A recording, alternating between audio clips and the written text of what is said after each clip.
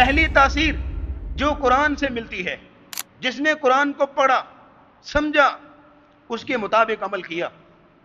اس پر چلنے کو اپنی زندگی کا مشن بنایا، اس کے مطابق زندگی کو ڈائریکشن دی،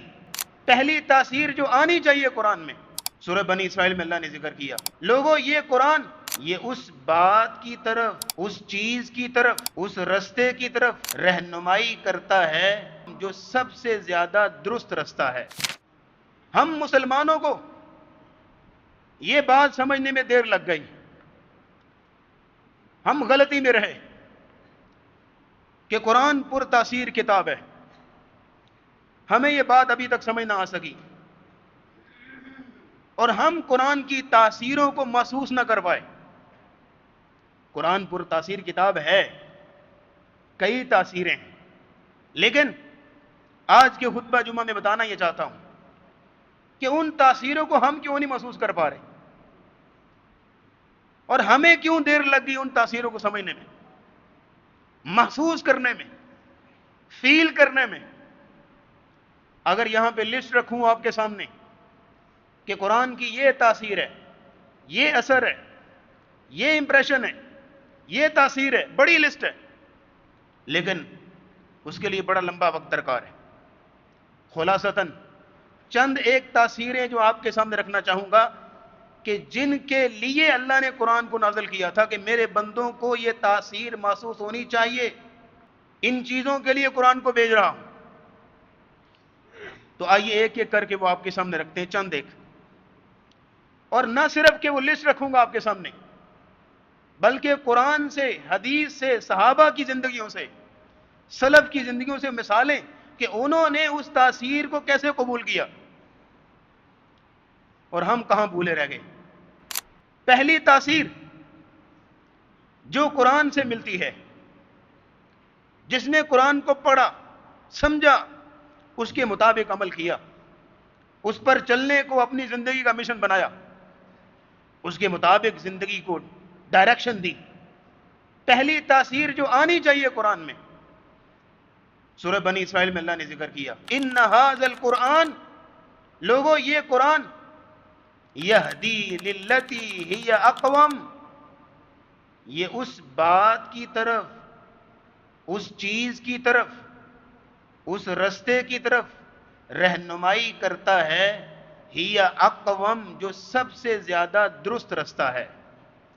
سب سے زیادہ موزوں بات ہے، سب سے زیادہ مناسب رستہ ہے، آتھینٹک وے ہے، اور سب سے زیادہ درست اور جچی تلی بات جو ہوتی ہے، قرآن اس کی طرف رہنمائی کرتا ہے۔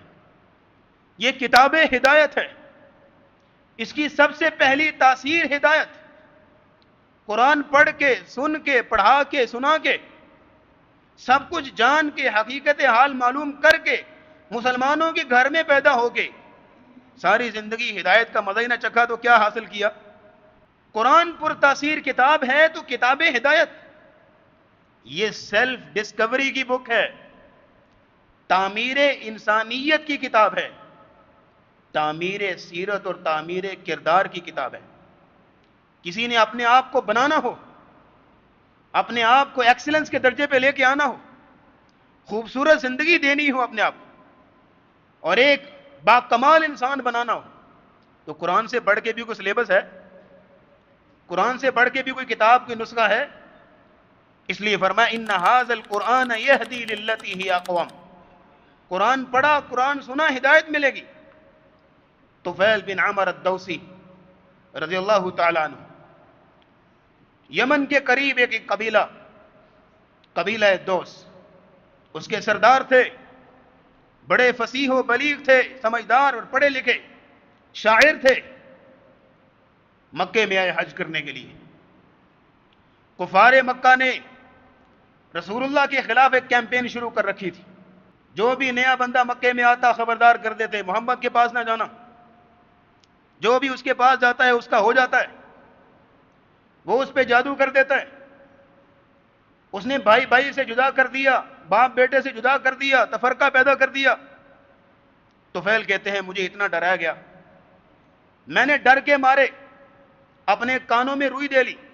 کہ نہ اس کی بات سنوں گا، نہ نہ ہی کسی قسم کا اثر ہوگا۔ لیکن ایک دم خیال آیا،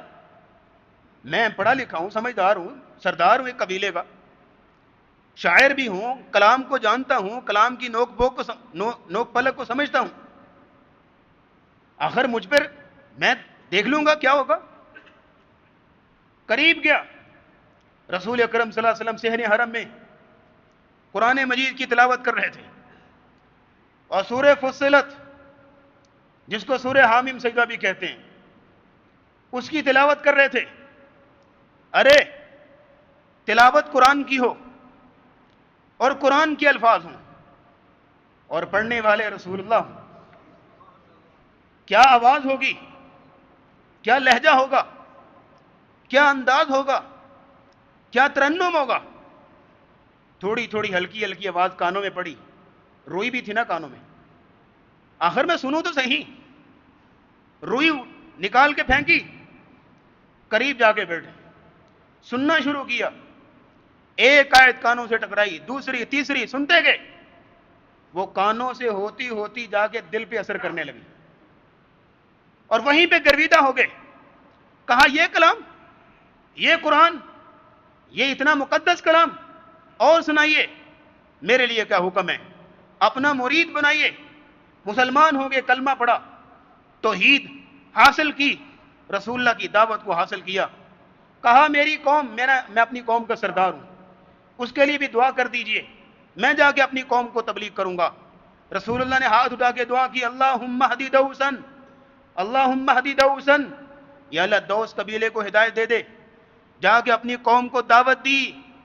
سر اپنی قوم کو جب جا کے دعوت دی،